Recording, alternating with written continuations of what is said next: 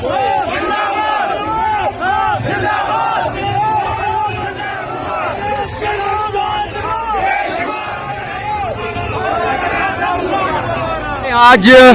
ایک ایسا فیصلہ کیا پاکستان کے الیکشن کمیشن نے جسے پاکستان کے 22 کروڑ عوام نے اپنے پاؤں کی جوتے کی نوک پہ رکھا.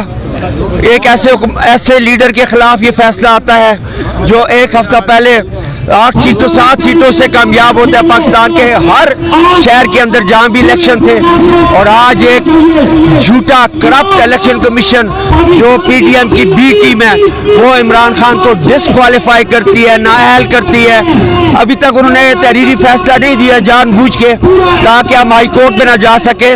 ہمیں یقین ہے انشاءاللہ تعالیٰ کہ ہائی کورٹ میں یہ فیصلہ 10 منٹ بھی نہیں ٹھہر سکے گا اور اڑ جائے گا ہائی کورٹ سے. ہمیں عدالتوں پہ پورا یقین ہے, ہمیں الیکشن کمیشن پہ کوئی اعتماد نہیں ہے.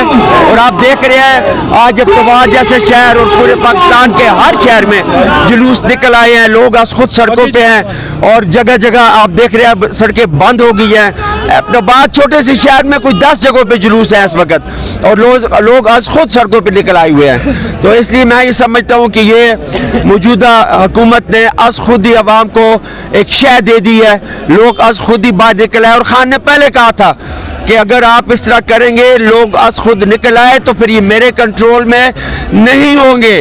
آج ماسیرا روڈ پہ جو کراؤڈ ہے وہ ہمارے کنٹرول میں بھی نہیں ہے اور یہ لوگ از خود ہی اب باہر نکل آیا ہے. تو اب یہ امپورٹڈ حکمران ان کو کنٹرول کر کے دکھائے ہمیں.